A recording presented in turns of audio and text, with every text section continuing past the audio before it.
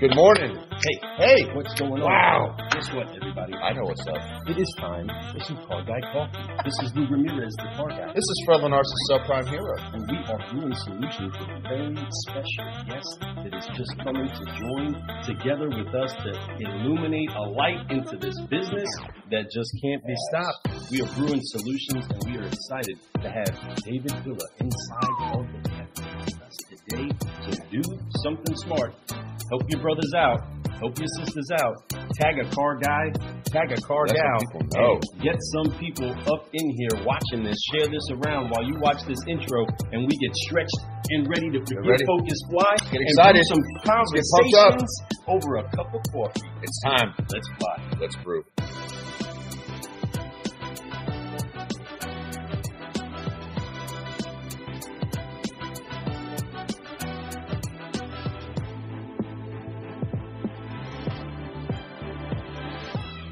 Car guys, car gals, hopefully you went ahead and tagged a couple of car guys and car gals and shared that around a little bit. We just put that out there. Do what it is that you can to get yourself prepared, get your hearts ready, get your minds locked in and focused to be able to take some nuggets and take some truth with you into the world that you get to impact today. I'm just crazy excited. I'm so inspired. I'm going to probably overtalk a whole lot, but I got somebody that I really just want to just dig into and listen and actually glean from because he's been such an inspiration to us. I definitely know that he has somebody been. We're watching and trying to take our next steps in not necessarily trying to be, but trying to have the type of reputation and trying to have the type of heartbeat of effective That's a great way growth inside of an industry that needs more people that are of the light. Okay, so car guys, car gals. I mean, again, I'm going to overtalk about how excited I am, and I'm sure that you guys can't imagine. But I know Fred's excited to be here, and we got to get this cup of coffee in because we got Mr. Lead or Be Lunch himself inside of the cafe. I'm you ready? I'm ready. Let's bring him in. Bring him in. We have car guys, car gals. David Villa is in here. What's going on? Game changer himself.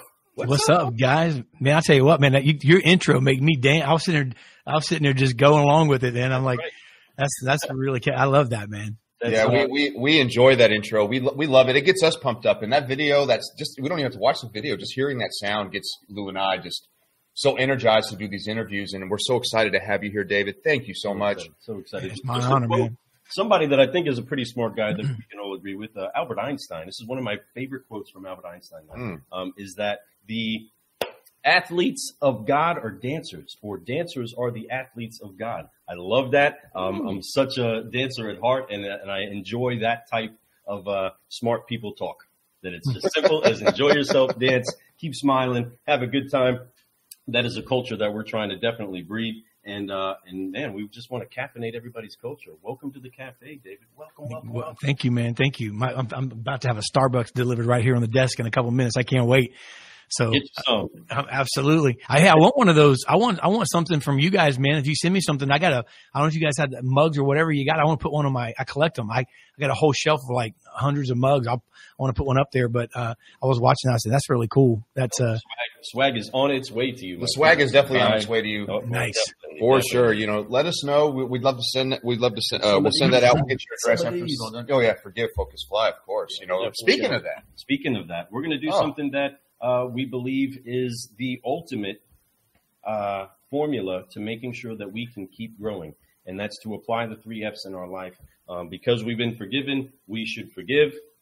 The power of forgiveness gives us the opportunity to free up our hands so that we can focus on where it is that we are destined to go, where it is we dream to go, and where it is that we're sent to go. And then we release, trust that we are going to go to the heights that we've only dreamt of and fly to these great levels and then keep growing. Keep growing. That's growing. Right. And to keep growing, you know, you got to flap them wings. You got to keep it moving. And it's exciting that we get to have so many people, like you saw in the video, do that with us. And it's truly what we want to make sure gets deposited to everybody that we do get the chance to meet. It's forgive, focus, fly, and keep growing.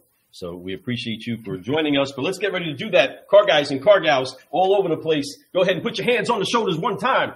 Ready? and you're going to wipe it off on 3. 1, 2, 3. Forgive. Focus. Get right here. Give me focus and fly. Bam. And keep growing. Keep growing. Yeah. Growing. Soaring. Check him out. I love it. He's flying. He's soaring right now. And that's something I think David's been doing his whole life is soaring, and he understands what it means to soar. What it means to soar, is to forgive, just like Lou said, to focus on it, and then you can start flying. And David, you are flying to some heights that a lot of people are watching, and we're so excited to have you on the show. You are a good example of a leader that leads by example. Right? That sounds funny that I said it that way, but you do.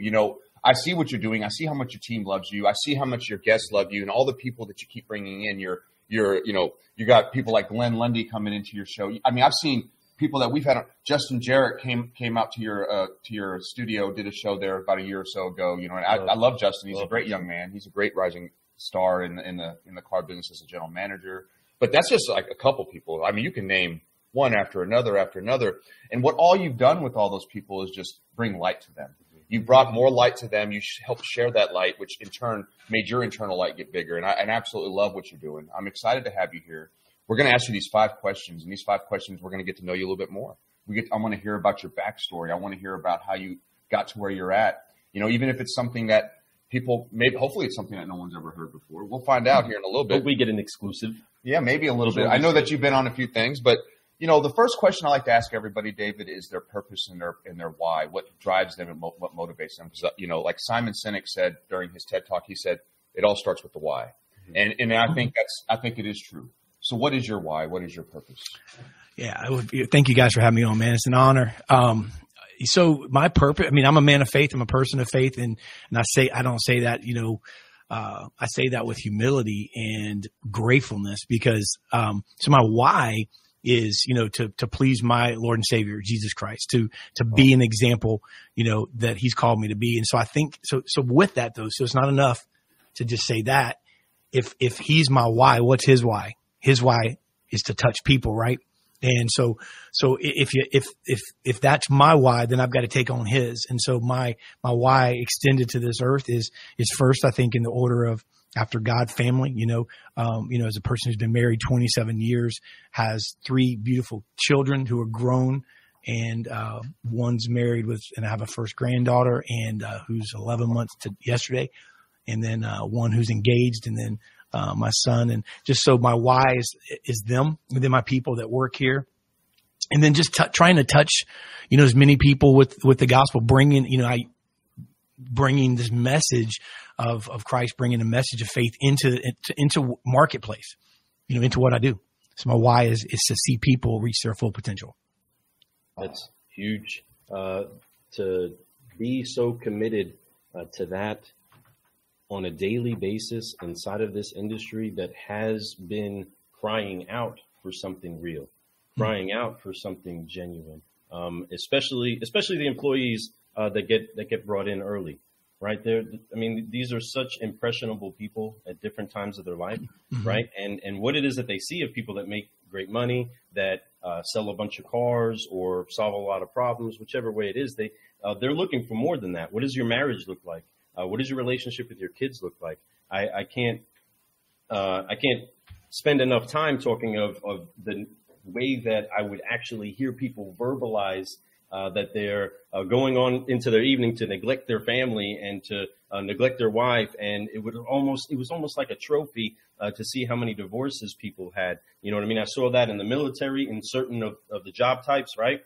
Mm-hmm. It's like they wore that like it was a great success, rather than people championing those that had fiery, great marriages and had a great relationship with their children. You know what I mean? There was a lot that we had to juggle with trying to get a grip on in this business. And there weren't too many people that would make sure to prioritize those things to the people they were mentoring, like you're doing today. And you get the opportunity to launch that type of mentorship into onto the eyes of many and into the ears of many by these great tools that we get to have. And that's why I feel as though there's so much that's happening in that shift to where you're able to actually be more sought out with that truth than you are actually having to go seek opportunities to spread that around. Used to be the evangelist would have to find a bunch of churches to show up to. Now a bunch of people can find the evangelist, or find the person that is actually saying that truth. You can Google your name real quick, right? You can find people that are of faith. If somebody's coming in the car business now, they can say, how does a Christian car guy do this? You know what I mean? These are things that we didn't have earlier in the day. And it was always such a challenge to glean that light, to shine that light, to be that bold about your faith in a business where you were trying to change the model of whether you were taking advantage of somebody or you were actually helping them out. You know what I mean? And don't get me wrong, there's a lot of compromise that has occurred in my life that I screwed up on, and I should have been a little more bolder in my youth while dealing with different mentors. Some of the motivations got jacked up, and I, the Father had to get me back in place. You know what I mean? Hey, remember what it is that you're doing here. Remember, we've all jacked up, man. I tell you it. And another thing too, thinking growing up in like church and ministry, things like that. You were talking about like the evangelist had to go to a church and I thought I had to do that for a while. That was my model, but and I had an identity crisis.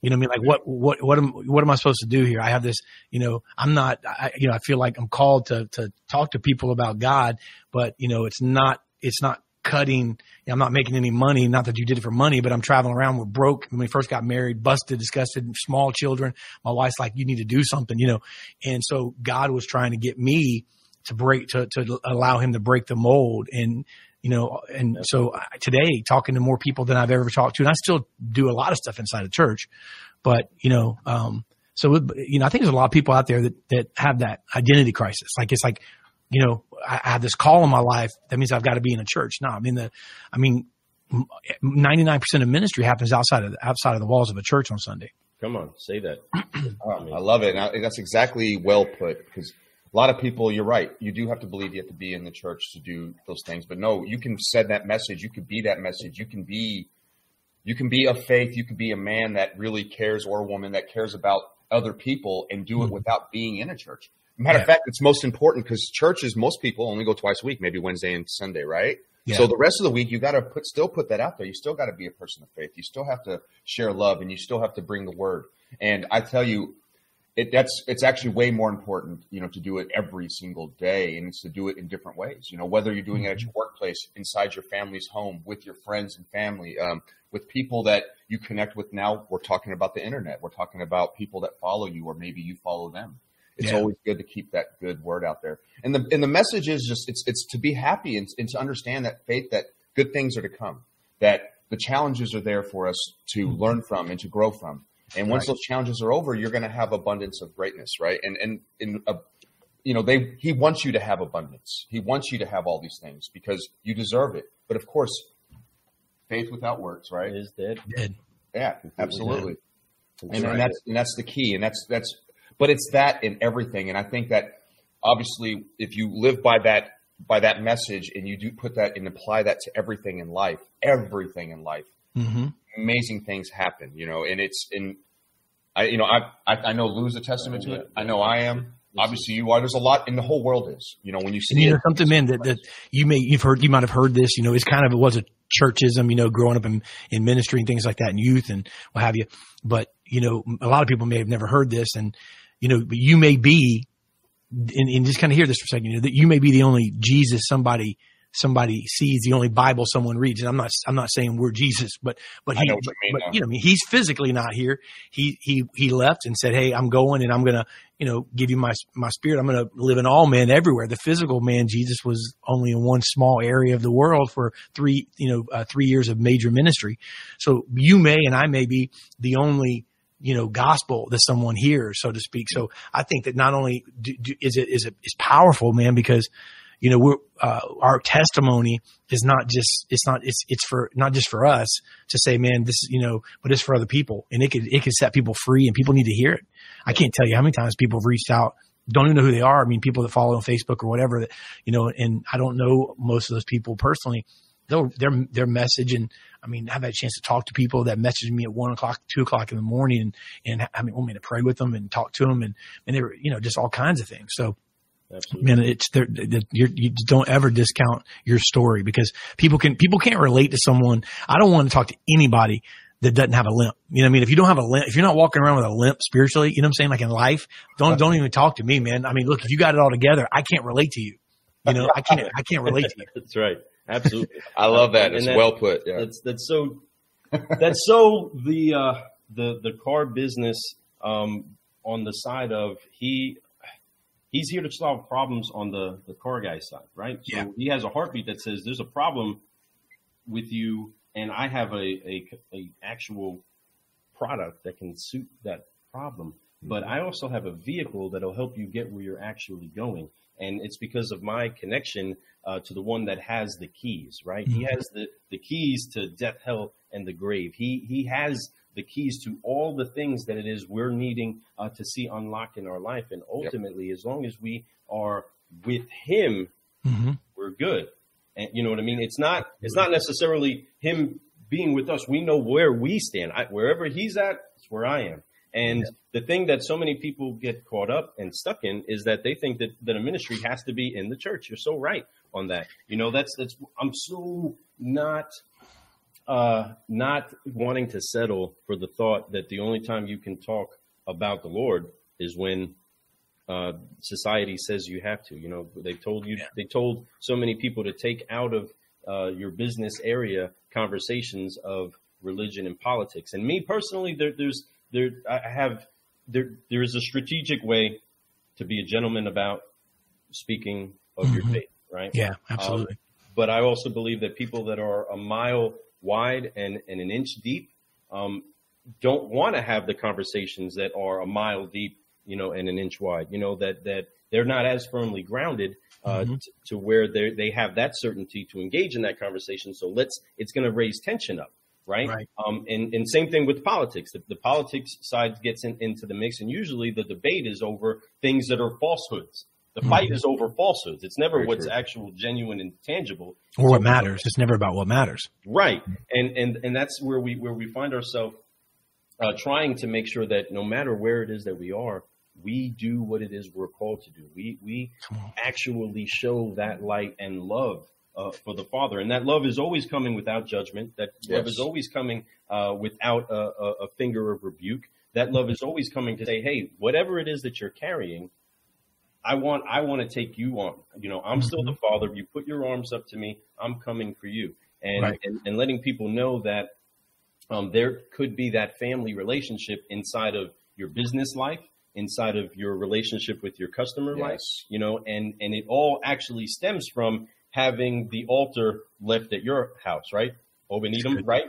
Having that sitting there and building from that point forward and spilling over into where it is. Someone's got some Bible history in it, man. Obed-Edom. That's pretty deep right there. Now that's a story that not everybody preaches on, but that's come on now. You gotta preach but I mean, I'm more of a street preacher. I've gone for years saying that I don't preach on the carpet. I preach on the concrete. And, you know, and that's more of who it is that I reach out to is those that are not hearing, those that are not coming to church. Why? Because they don't trust people.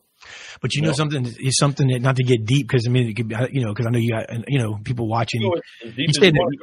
You said the word, you know, Obed-Edom, and if I don't quickly say something after that, people are like, what's he saying? Right. But one thing about it, this maybe to talk to someone that's watching this, that's a business person, that's a Christian, because for a long time, guys, I was a Christian that owned a business, but today we're a Christian business. You know, we're a business of faith. It's a difference.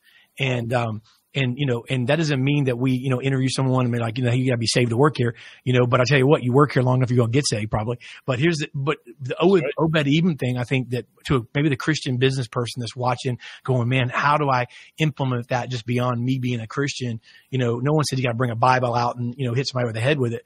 But the premise of that story of Obed-Edom is that when the presence of God, right, the Ark of the Covenant was in his house, everything was blessed.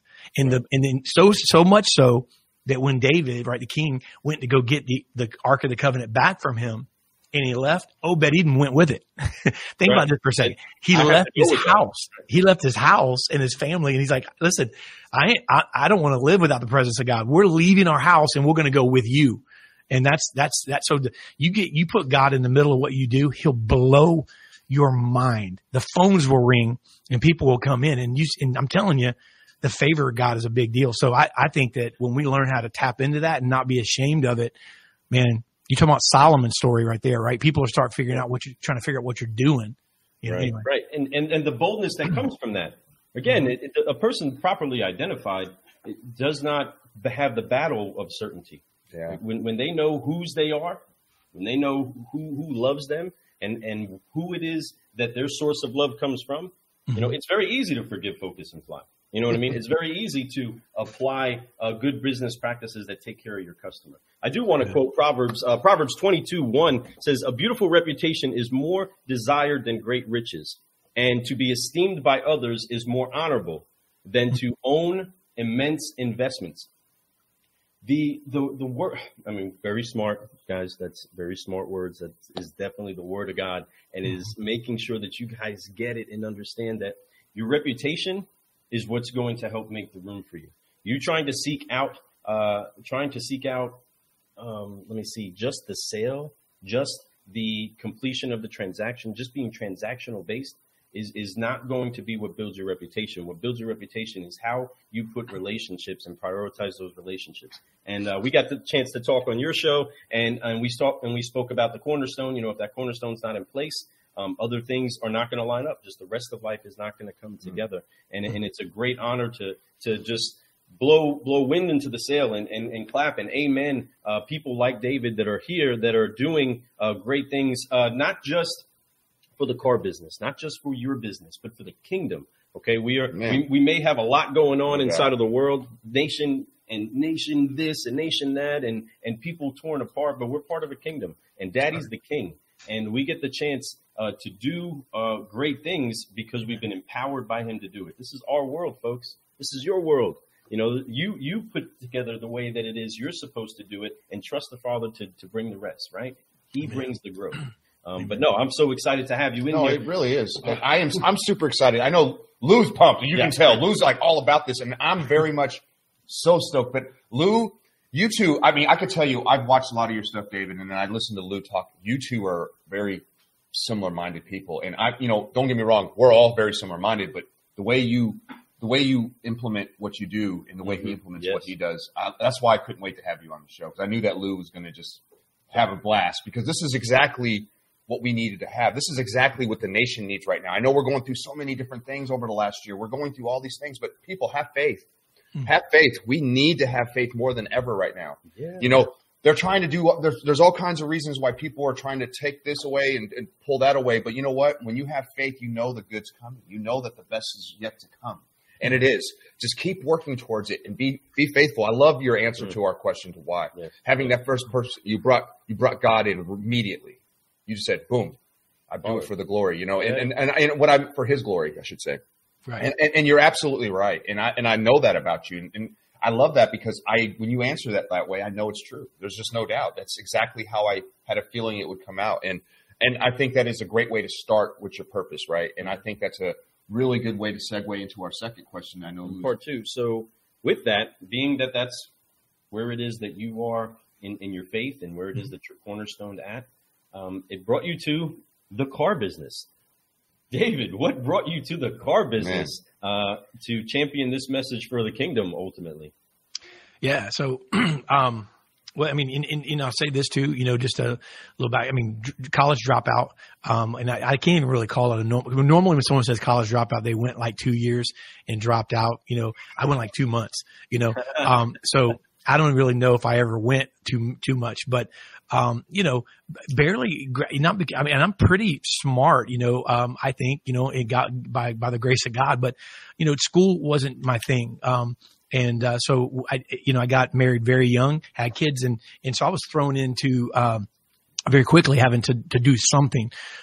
Here's just, you know, some people know this, a lot of people that have known me for a while. I've never been on the blacktop side of the car business, and, you know, but I'm not your typical vendor. I've been in the car business, in this side of the business, working with dealers, and even training, for 25 years, if not, 94. So maybe a little longer than that. And so I've been on the marketing side, you know, to be honest, I didn't think I'd stay long in it. It wasn't like I had an affinity for the car business in the beginning, or, you know, I was a salesperson. growing up in the younger days. My dad owned an advertising agency back in that time frame that worked with dealerships, did direct mail for dealerships. And I started selling dealers at like 22 years old and worked for him. And about a year and a half later, I wanted to get into ministry. My mom's side of the family were all preachers and ministers. And that's kind of where that identity crisis started. So went to my dad and said, I'm leaving, because I want to kind of do my own thing, just to make a little bit of money so I can pursue ministry. And he helped me get into business. And, the truth of the matter is I didn't work very hard. I just did what I needed to do to make a little bit of money. So fast forward past that, a few years later, probably 2004.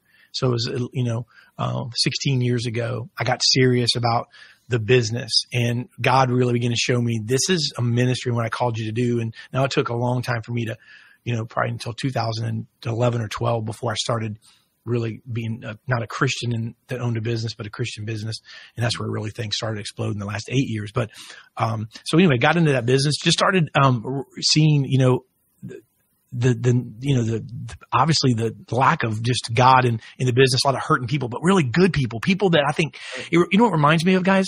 Like the disciples, like when Jesus picked disciples, he picked jacked up people. I mean, like the people that were like the most discounted, voted like least likely to make it, just jacked up people, wasn't the religious people. And that's another thing about this whole industry.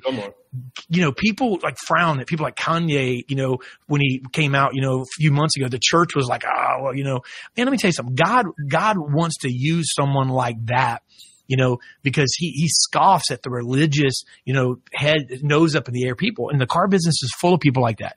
They're salt of the earth. They're good people. They just have some issues, and, I think God's attracted to it. And so, over the course of the years, obviously from a position of helping dealers and being lucrative and dealers spend money, it worked out from that standpoint. But, I guess, the thing is when money doesn't motivate you anymore, you make enough money, you better have a why, going back to your first question.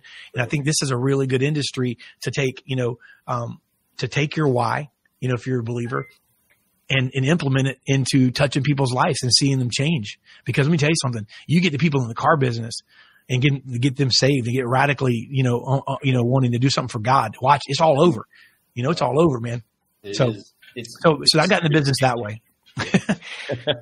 That's awesome. Guys, he plugged in so many things there and left it off with such a great explanation of what can happen with the power of people that know how to sell can start to make believers out of people. See, that's ultimately what I believe most preachers of the word are doing. Yes. They are selling you on the understanding that there is an opportunity and an open door for you to have an encounter. They are preaching that just like a salesperson is preaching to you the opportunity that you have to upgrade and have a better life because of this one vehicle that you're looking at right now.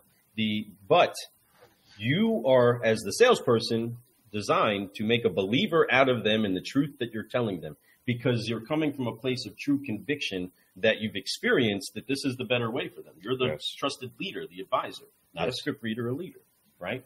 And in the gospel, we are designed to go say the good news, spread the good news. That's it. We're here to spread the good news. That's ultimately the command that we've been given. Love each other, love our Father, and go spread some good news. And from the marketing standpoint, what your whole mission to do is to put out there the joy of doing business with a dealer, right? The joy of being able to make that process come into where you can get what it is that you're looking for. Just like in the kingdom, I promise, if you find the Father, you find everything else that you didn't even know you were looking for.